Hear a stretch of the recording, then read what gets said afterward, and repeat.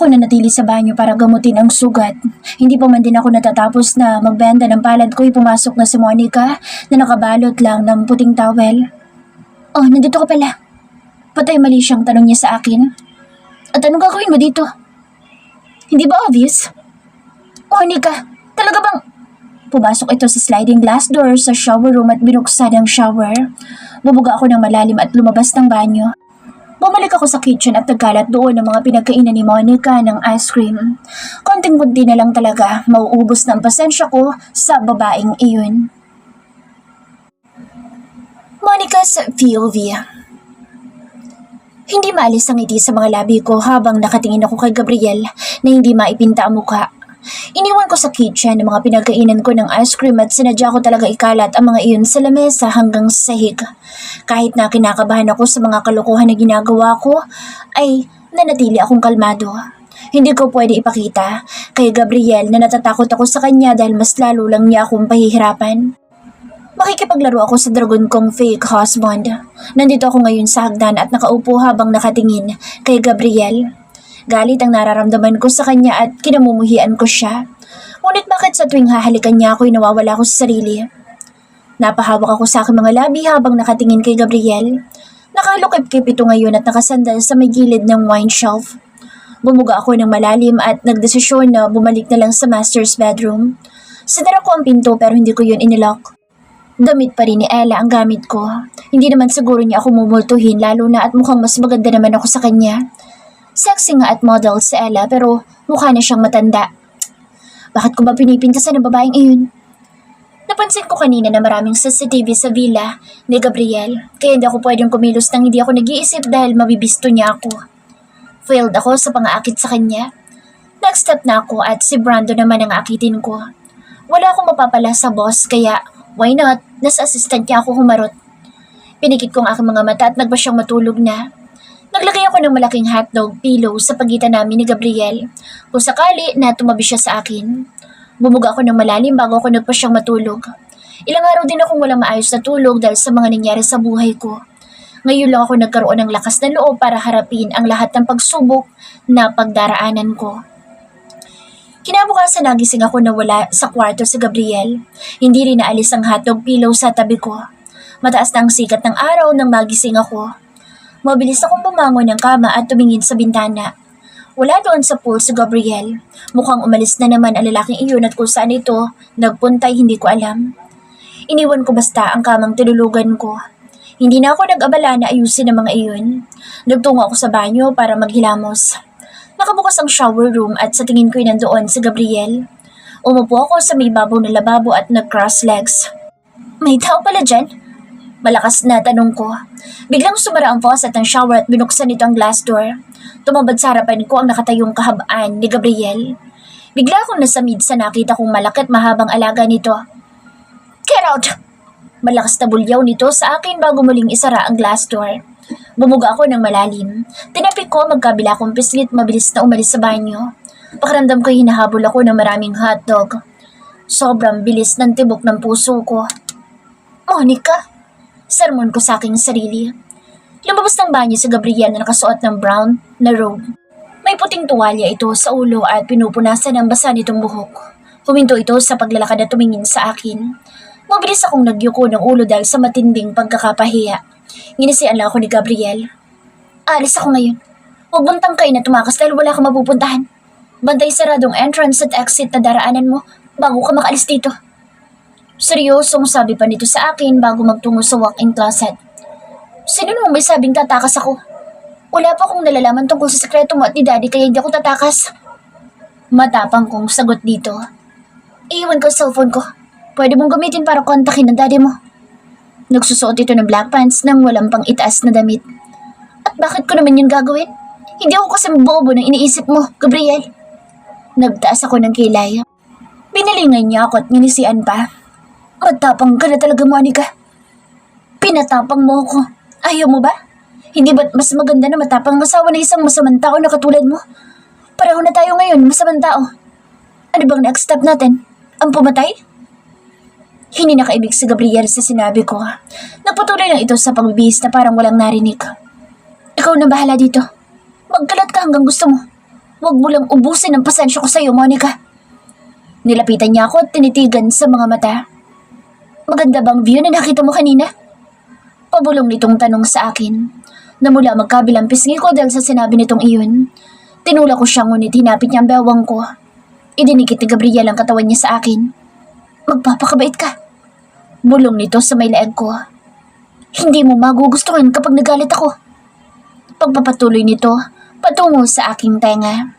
Tumingin sa mga mata ko sa Gabriel. Huwag mo kong susubukan. Kunti na lang. Tumingin ito sa mga labi ko. Baka hindi ako makapagtimpe. Konting pulgada na lamang ang layo ng mukha namin sa isa't isa. Tinula ko siya ng malakas ngunit hindi niya ako binitawan. Trying to escape my innocent wife? Sarkastikong tanong nito sa akin. Masama ko siyang tiningnan. Hindi ako natatakot. Pinisil ni Gabriel ang baba ko. Sanandal niya ako sa may pader at itinaas nito ang dalawang kamay ko. Siniil nito ng halik ang aking mga labi at tumugon ako. Hinaplos ko ang kanyang buhok at halos sabunutan ko siya dahil sa paghalik niya sa akin. Dumako ang halik nito sa aking leeg patungo sa nakalabas kong cleavage. Bumaba ang isang kamay nito patungo sa aking puson. Napaliyad ako sa ginawa ni Gabriel. Tumingin siya sa aking mga mata at sumilay ang kakaibang ngiti nito sa mga labi. Sayang lang at may importante ako sa kasuhin ngayon, Monica. Tila napapahiyang nag-iwas ako ng tingin sa kanya. Galit ka sa kanya, Monica. Narinig ko ang pagbukas ng pinto sa master's bedroom. Halos sabunutan ko ang aking sarili dahil sa pagiging marupok ko. Gabriel's POV. Boss, mukhang masaya ka ngayon. Usisa sa akin ni Brandon. Kasama ko siya ngayon dito sa secret hideout ng villa, ang log house. Nakaharap ako sa TV monitor at nakatingin sa camera sa labas ng bahay ko. Iniwan ko ang isang sasakyan doon at ang cellphone ko na nakatap ngayon sa isang cellphone na hawak-hawak ko. Titingnan ko kung tatakas ba si Monica. Kung makikita nitong walang mga bantay sa paligid. Napawi ang ngiti sa mga labi ko. Magiging masaya ba ako sa lagay nito, Brandon? Kunwari naiinis kong tanong kahit nang totoo'y hindi ko makalimutan ang ginawa ko kanina kay Monica. Nag-iinit ang pakiramdam ko kanina para sa kanya. Hanggang ngayon hindi pa rin bumabalik ng El Soledad sa Don Guerrer. Si Gustavo'y nasa triad at siya ang kanang kamay ngayon ni Don Guerrer. Ani Brandon na seryoso ang mukha. Nasa Cebu pa rin pala si Don Guerrer.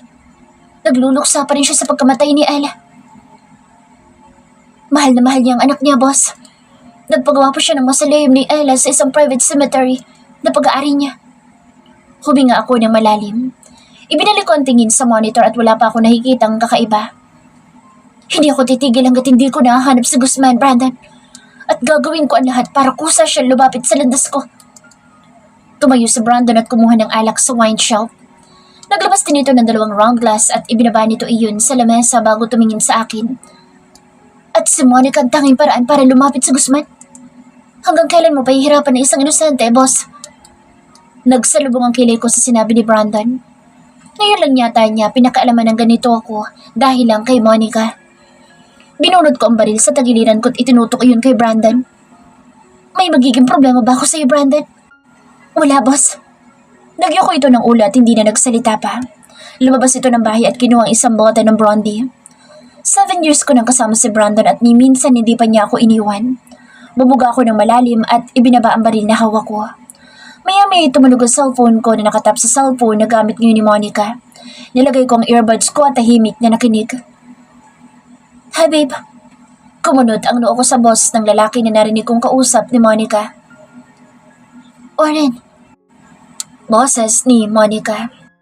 Napahawak ako sa sentido ko dahil hindi ko gusto ang boses ni Monica habang nakikipag-usap ito. Talagang sinasagad ng babaeng ito ang pasensya ko. Miss na kita, babe. Kailan tayo magkikita? Nagpunta ako sa bahay ninyo pero walang tao. Wala din mga katulong ninyo pati na ang guards. Nag-out of town ba kayo? Or nasa ibang bansa ka na? Alam mo bang araw-araw kitang iniisip, babe? Hindi ko kayang mabuhay nang hindi kita nakikita. Oh, Warren. I miss you too.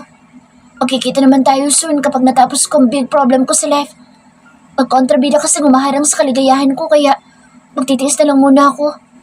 Isipin mo maganda mong future wife para mabuhay ka araw-araw, babe. Darn. Ako ba tinutukoy niyang kontrabida? Future wife? Sino ba yung kontrabida na iyan na makatikim siya sa akin, babe? Alam mo naman na kayang-kaya kitang protektan sa kahit na kanino. Tumawa sa kabilang linya si Monica. Nakapaglandian pa talaga ang babaeng iyon. Thank you, my man. My man? Sino ba ang mokong nawari na iyon? Nainis akong tumayo at nagpaikot-ikot sa lamesa habang nakikinig. Nang makita ko si Brandon ay sumenyas ako na tumahimik siya at sinenyasan ko na rin siyang lumabas ulit ng log house. Babe, gusto na kitang yakapin. I know, ako lang makakagawa nun sa'yo. Please tell me kung nasan ka't pupuntahan kita. Thank you, Warren. I'll be back in your arms. I promise. Saan ba papunta ang usapan na ito? Alam mo bang araw-araw ako sa gym? Dahil alam ko na gusto mo makita na i-flex ko muscles ko sa harapan mo. What? Ganito na ba talaga kalala sa Monica? Nagkamali yata ako nang isipin na inosente ang babaeng iyon. Tumawang muli sa kabilang linya sa Monica. Inalis kong earbud sa tenga ko at inihagas ang cellphone ko sa wooden wall. Ano bang pakalam ko sa dirty talks nilang dalawa? Bakit ba ako naapektuhan? Pumasok si Brandon sa loob ng bahay at pinulot ang cellphone ko. Isusuot sana nitong earbuds pero inagaw ko ang cellphone ko sa kanya. Napangiti si Brandon sa naging reaksyon ko. Aalis na ako, boss. Pupunta ako sa San Martin para sa ipinapaasikaso ni Gustavo. May gusto ko bang ibilin? Kinuha ko ang jacket ko at ang susi ng sakyan sa lamesa. Sasama ko. Gusto ko makausap sa Gustavo. May mga bagay akong biglang hindi naiintindihan ngayon. Brandon, alamin mo nga kung sino si Warren. Warren? Anong apelyido, boss? Nagtatakang tanong ni Brandon. Warren, dapat ba na may apelyido lahat ng tao dito sa mundo? Hanapin mo ang Warren na iyon sa bawat sulok, Brandon. At iharap mo siya sa akin kapag nakita mo. Nainis kong sagot sa kanya. Hindi umimik si Brandon at pinagbuksan ako ng pinto. Dumaan kami sa makipot na daan na tanging single motor lang ang kakasya. Wala ako mapapala kay Monica dahil nakikipaglaro na siya sa akin ngayon. Hindi na siya natatakot sa pwede kong gawin sa kanya. Mas naging exciting ang pagkatao ni Monica dahil sa Warren na iyon. Nagtungo ako sa private resort ni Gustavo sa San Martin. Marami mga guest ngayon at kilala ko silang lahat. Anak ng mga politiko at mga malalaking negosyante. May mga kanya-kanya mga partner na nagsasaksihang babae na halos wala nang saplot sa katawan. Dinaanan ko lang sila at nagtungo ako sa kwarto na kinaroroonan ni Gustavo ngayon. May mga bantay na security sa labas ng kwarto at may mga hawak na barila mga ito. Ang boss niyo nasan? Maotoridad kong tanong sa dalawang bantay. Nasa loob. Boss Gabriel, hindi siya pwedeng istorbohin dahil may... Hindi pa man natatapos na magsalita ang isang bodyguard ni Gustavo, ay pinihit ko na ang doorknob at nakita ko sa loob ang tatlong babae na walang saplot sa katawan. Sumasayaw isang babae sa pool habang isa'y nasa likod ni Gustavo at minamasahe ang likod nito. Nakayuko naman ang isa sa harapan ni Gustavo na siyang gumagawa ng oral sex dito. Tumikim ako para mapansin ako nito. Umalis ang tatlong babae at mabilis na nagtakip ng tuwalya sa hubad na katawan. Tumayo naman si Gustavo at hinarap ako. Inihagas ko sa kanya ang puting towel. Nastorbo ko yata ang masayang araw mo, Gustavo. Hindi ko alam na inaaraw-araw mo pala mga bago mong entertainers. Gabriel, hindi ba sinabi ng mga tauhan ko na ang bata ngayon ng mga babae mo dito sa resort mo ah? Sariwang-sariwa. Tumingin ako sa isang babae na nakayuko. Habang nagluluksa ako, patungong langit ka na pala dito. Ay mga ginagawa ka ba para matulungan man lang isang kaibigan na katulad ko? Gabriel, maikli ang buhay para maging malungkot. Kaibigan mo ako kaya pinapayuhan kita na maging masaya ka. Huwag mo nang hanapin ng taong ayaw magpahanap sa'yo. Hindi ba't nasa iyo na si Monica? Huwag mo sayangin ang bawat oras na natitira sa'yo. Gusto mo bang matikman ang mga bagong putahe dito? O hindi mo pa pinagsasawaan sa Monica? Gusto mo bang makita kung sinong mas magaling? Anyway, magagaling silang lahat. Hindi mo sila pagsasawaan. Hindi na Gustavo ang isang babae at pinaluhod sa harapan ko. Paligayahan mo siya, Candy. Utos ni Gustavo sa babae. Ipakita mo kay Gabriel kung paano mo ako paligayahin. Pinisil ko ang pisngi na babae at tumingin sa mga mata niya. Malamlam ang mga ito na para bang palaging umiiyak. Ilang taon ka na, Candy? Gabriel, hindi ko alam na gusto mo palang maging manager nila. Tumawa si Gustavo at inalis ang tuwalya sa bewang. Sanay niya sa nito isang babae na lumapit at ipagpatuloy ang ginagawa.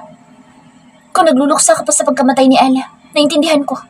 Pero huwag mong pakialaman ang trabahong iniwan sa akin ni Don Guerrer. Alalahanin mo na boss mo ako ngayon. Kung wala ka nang sasabihin na importante, umalis ka na. Ayoko masira magandang araw ko. Ikinuyom ko ang kamay ko habang nakatingin kay Gustavo. Hanggang ngayon hindi pa rin maalis sa isip ko ang nangyayari. Di ka ba nagtataka? Bigla ka naging kanang kamay ni Don Guerrer. Tumawa ng malakas si Gustavo. Magandang record ko sa kanya at inaalagaan ko ng gustong negosyo. Sumandal ito sa sofa habang hawak sa buhok ang babaeng nasa harapan nito bago tumingin sa akin. Tumingin ako sa babaeng nasa harapan ko at hinila ko ang kamay niyang palabas ng kwarto ni Gustavo. Ngunit umiling ito at hinila din ang kamay nitong hawak ko. Dito sa lugar na ito, ako lang ang dapat na masunod, Gabriel. Malakas na sabi ni Gustavo bago tuluyang isara ng babae ang pinto. Wala ko nagawa kundi umalis. Galit sa akin si Don Guerrer kaya niya ito ginagawa sa akin at alam kong sadisisi din ako ni Gustavo sa nangyari. Tahimik ako umalis ng resort sa ng motorsiklo ko. Nagtungo ako sa bahay nila Monica para magmasid sa paligid. Hindi pa rin umaalis doon ng mga tauhan ko na nagmamanman. Mag-isa company nila Monica ay tahimik pa rin. Hindi pa rin nagpapakita si Guzman. Saang lupalop nga kaya nagtatago ang demonyong iyon. Sinipa ako ang gulong ng motorsiklo ko at umalis na ng company. Alas 5 na ng hapon na makabalik ako sa villa. Naabutan ko si Monica na nasa swimming pool at nakaupo sa gilid noon. May kausap pa rin ito sa cellphone na hawak. Tumingin si Monica sa akin ng masama. May Warren, tatawag na lang ako ulit kapag may... Kinuha ko ang cellphone na hawak nito at itinapon iyon sa tubig. Wala ka man lang bang ginawa dito kundi makapag-usap sa Warren na iyon buong araw? Nagsalubong ang kilay ni Monica. May masama bang makapag-usap sa future husband ko? Nakalimutan ko sabihin. Boyfriend ko si Warren. Tumikwas ang isang kilay ko. Talaga ba? Tumayo si Monica at hinarap ako. Yes, mabuti siyang tao at mabait. Hindi katulad mo na masamang ugali. Tumingin ito sa mga mata ko. Ngumisi ako at tinula ko siya sa tubig. Kunin mo ang cellphone at tawagan mo ulit sa Warren. Sabihin mo na iligtas ka niya mula sa isang kontrabidang katulad ko. Naiinis na iniwan ko siya sa pool. Mas appealing ba ang Warren na iyon kaysa sa akin? Am I jealous? Turn. Pumasok ako sa loob ng bahay at nagkalat ang mga damit ni Monica. May panty ito sa ibabaw ng sofa. Meron din bra sa may ibabaw ng table. Nasapo ko na lamang ang noo ko at nilampasan ang mga bagay na iyon. She's getting worse every day. Talagang inuubos niya ang pasensya ko. Monica's POV. Sinundan ko si Gabriel sa loob ng bahay kahit na basang-basa ako dahil sa ginawa niyang pagtulak sa akin sa swimming pool. Nakita ko siya na hawak-hawak ang bra at panty ko. Sinadya ko talagang ikalat ang mga iyon sa sala para lalong inisin si Gabriel.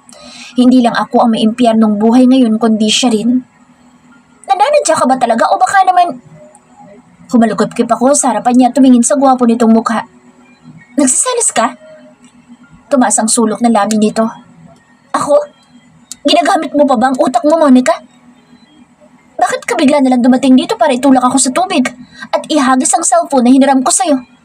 Ang labo mong kausap eh. Ulyanin ka na ba? Nakalimutan mo bang sinabi mo kanina na gamitin ko ang cellphone mo? Inihagis sa akin ni Gabriel ang mga undies ko. Kawan! Masama niya akong tinignan bago niya ako talikuran. May extra pa ako cellphone dyan. Hanapin mo na lang. Humakbang ito paakyat ng hagdan pagkatapos magsalita. Napangisi ako habang nakatingin kay Gabriel. Gumagana na nga kaya ang charm ko? O baka naman parte din yun na isang laro? Relax, Monica. Marupok ka pero huwag kang maging boba. Inhale. Exhale. Hindi na alis ang ngiti sa aking mga labi habang patungo ako sa banyo sa kitchen. Mula noong nalaman ko na may mga CCTV sa loob at labas ng bahay, mas gusto kong gumawa ng paraan para akitin si Gabriel. Alam ko na pinapanood ngayon ni Gabriel ang ginawa ko kaninang pagkakalat. Itinapad ko ang hubad kong katawan sa shower room at ipinikit ang aking mga mata. Mabuti na lang talaga, kabisado ko ang number ni Warren. Ang playboy na iyon na minsan kong nakaaway sa bar. Ilang beses niya akong inaya noon na makipag-sex pero hindi ako pumayag. Liberated akong babae pero hindi ganoon kadumi ang iniingatan kong puri. Ang masama nga lang mukhang ang devil ko pang fake husband ang makakakuha ng glowing crystal ko. Nasa bunutan ko ang sarili ko dahil sa naiisip ko. Ayaw ng utak ko dahil sa galit na galit ako sa kanya. Pero ang glowing crystal ko, nagiinit. Monica, maghunos tili ka. Biglang bumukas ang sliding glass door ng shower room. Si Gabriel, tulad ko, walang saplot sa katawan. Mabilis kong hinila ang kortina para sana itakip sa kahubdan ko pero pinigil nito. Sinadya mo bang dito maligo para makasabay mo ako? Tinapat dito ang sarili sa shower. Hindi no? Mabilis kong sagot. Ang bilis din ng tibok ng puso ko at nangangatog ang magkabilang binti ko. Itinungkod ni Gabriel ang isang kamay nito sa pader ng banyo. Nilingon ako nito ng nakangisi. Ano? Nailang na ako dahil pareho kaming hubot-hubad. Nawala yata ang tapang na inipon ko ng matagal. Lumapit si Gabriel sa akin ngunit umatras ako. Buhay na buhay ang sandata niya at mas malaki pala yun sa nakita ko kaninang umaga. Sumayad ang likod ko sa ibabaw ng lababo. Hinila ko ni Gabriel at pinatalikod. Nakaharap ako ngayon sa salamin habang nakadikit ang mukha ni Gabriel sa leeg ko. Bakit mo ba ako iniinis, Monica? Mahinang sambit nito. Napalunok ako habang nakatingin kay Gabriel na nasa likod ko. Nararamdaman ko rin ang alaga nitong kumikis-kis sa likuran ko. Dahil ayoko sa'yo. Nautal na sagot ko. Idinikit ni Gabriel ang mga labi nito sa leeg ko. At ang isa nitong kamay ay nakahawak sa bewang ko. Stop! Malakas na sambit ko. But why? Namamaos nitong tanong sa akin. Gumapang ang palad nito patungo sa hita ko, paitaas sa pagitan noon. Kinagat ko ang iba pa kong labi. Ano ba? I know. You like it too. Do you? Kinagat ko ang iba pang labi ko. Ayoko pero natatangay na naman ako sa ginagawa nito sa akin. Hinapit ito ang bewang ko at mas idiniin ang kanya sa akin. Shit! Ani Gabriel. Humigpit ang hawak ko sa ibabaw ng lababo. Ngunit nang nasa kasarapan ay bigla itong tumigil kung kailan malapit na ako. Sumilay ang pilyong ngiti sa mga labi nito habang nakatingin sa akin. Pinaharap niya ako at hinawakan ng madiin sa magkabilang pisngi ko. Sorry, nawalan akong bigla ng gana. Hindi ko pala kaya makapagtalik sa isang babaeng hindi ka level ng babaeng mahal ko. Talaga ba? Nainis kong tanong sa kanya. Nawala din tuloy ang init ng katawan ko dahil sa sinabi ni Gabriel. Lumabas ito ng banyo nang nakangisi sa akin. Sinara ko ang shower room at nilak iyon. Tinapat ko ang sarili ko sa shower dahil sa pangiinis ni Gabriel sa akin. Hindi ba siya nag-enjoy? Bumuga ako ng malalim at pumikit.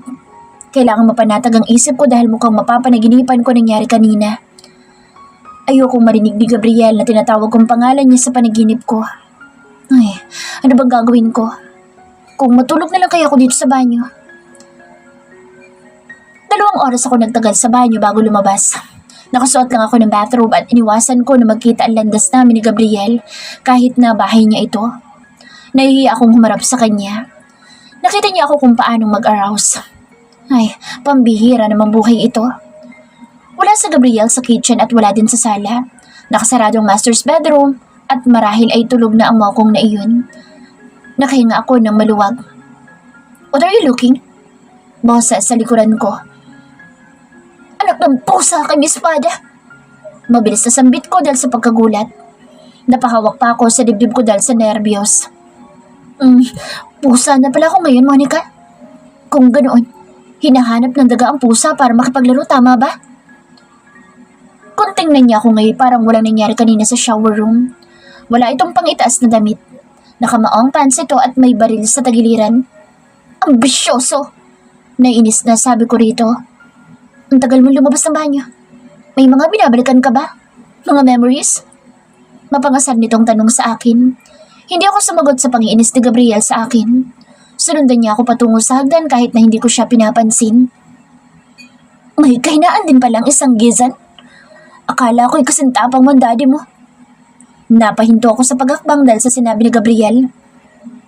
Ano kayang gagawin ni Guzman kapag nalaman niya na naging asawa kong pinakamamahal niyang anak? At aangkinin ko siya hanggang sa magsawa ko. Wala ka na ba talaga natitirang awa para sa sarili mo? Hindi mo ba naiisip na baka hindi lang si daddy ang pumatay kay Ella? Paano kung si Brandon? Paano kung maraming may galit sa'yo at gusto kong traidorin? Sinabi mo na pwede maging kaaway ang isang kaibigan at walang dapat na pagkatiwalaan. kundi ang sarili. Binabalik ko lang sa'yo ngayon ang lahat ng mga sinabi mo. Hanggat hindi sa mga labi ni Daddy nanggaling ang pinaparatang mo sa kanya. Naniniwala pa rin ako na mabuting tao ang Daddy ko. Matapang na sabi ko at nilalabanan ng takot na nararamdaman ko. Ililigtas ka ng Daddy mo dito kung talagang inosente siya, katulad ng sinasabi mo ngayon, Monica. At kung may iba pang sala rin sa pagkamatay ni Ella, pinapangako kong magbabayad silang lahat.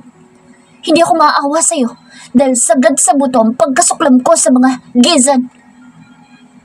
Binilisan ko ang paghakbang sa hagdan at mabilis na tinakbo ang master's bedroom.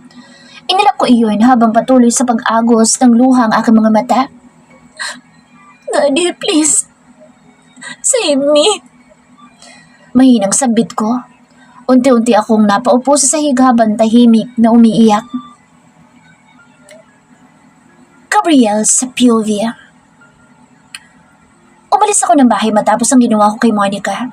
Alam kong umiiyak na naman siya dahil sa mga sinabi ko.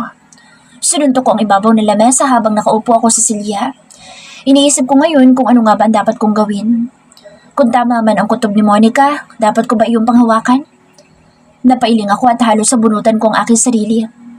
Pinapahirapan ko si Monica dahil sa galit ko kay Gizon. Ngunit ang totoo, nagsiselos lang ako dahil kausap niya ang Warren na iyon. Kinuha ko ang cellphone sa aking bulsa at tinawagan si Brandon. May update ka na ba? Boss, dumating na si Don Guerrero at dumiretso siya sa San Martin. Nandito ako ngayon sa labas at nagmamasad sa paligid. Napansin ko rin kanina na isa-isang lumabas sa mga guest.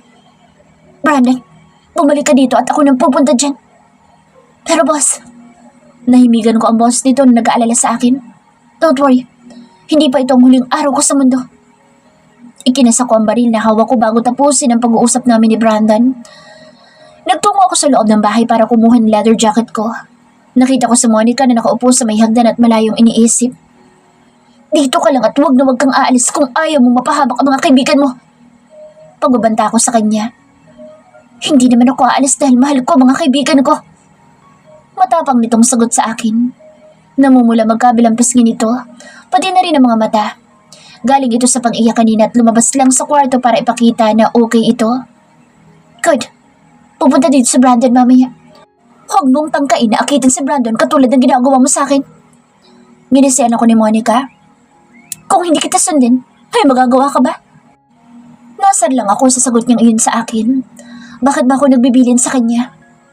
Umalis na lang ako ng tuluyan at ibinalibag ko ang main door. Muli kong binuksan ang cellphone ko bago paandarin ang makina ng big bike ko. Boss, on the way na ako. Make sure na 100 meters ang layo mo kay Monica. Kung hindi, sisisantihin kita, Brandon. Is that clear? Yes, boss. Mabilis naman itong sagot sa akin. Muli kong isinara ang cellphone ko at tinapunan ng tingin ng bahay ko. Tuluyan ako umalis at nagtungo sa San Martin para alamin ang isang bahagi ng kwento na hindi ko pa naiintindihan. Ang tungkol sa triad at pamumuno ni Gustavo, kapalit ko sa pwesto. 10 minuto lang ang tinakbo ng big bike ko patungo sa San Martin. Marami mga bodyguard sa labas. May ibang mga humarang sa akin na bagong tauhan ni Don Guerrero. Good evening, boss. Pagbati sa akin na isang grupo na nadaanan ko. Ang boss niyo nasan? Tanong ko sa leader nila. Nasa loob po na opisina kasama ni Don Guerrero. Bawal silang istorbohin dahil may importanteng meeting. Tumaas ang dulo ng labi ko. Mahalagang meeting na hindi ako kasama. Bagong tugtugin yata iyan na narinig ko mula sa'yo. Malakas kong tinapik ang braso nito bago ito itulak upang makapunta ako sa office ni Gustavo. 3 beses akong kumatok bago buksan ang seradura ng pinto. Pumasok ako sa loob. Nandoon si Don Guerrero at Gustavo na biglang huminto sa kanilang pag-uusap. Napansin ko na nag-ibang itsura ni Don Guerrero. Nagpakulay ito ng buhok at wala na rin ang mahaba nitong bigote. Malinis itong tingnan mula ulo hanggang paa. Wala itong hawak na tungkod at walang sombrelong suot. Nabalitaan ko na dumating na kayo.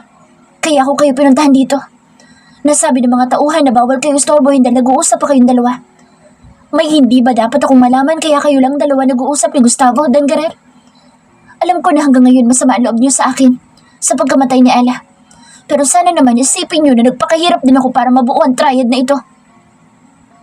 Gabriel, nag-uusap kami ni Don Guerrero hindi tungkol sa ating negosyo kundi tungkol kay Guzman. Nahanap na ang katawan nito at nandoon ngayon sa morgue. Napagbayaran na ni Guzman ang kasalanan niya sa atin. Gusto ko siyang puntahan, Gustavo. Huwag na, Gabriel.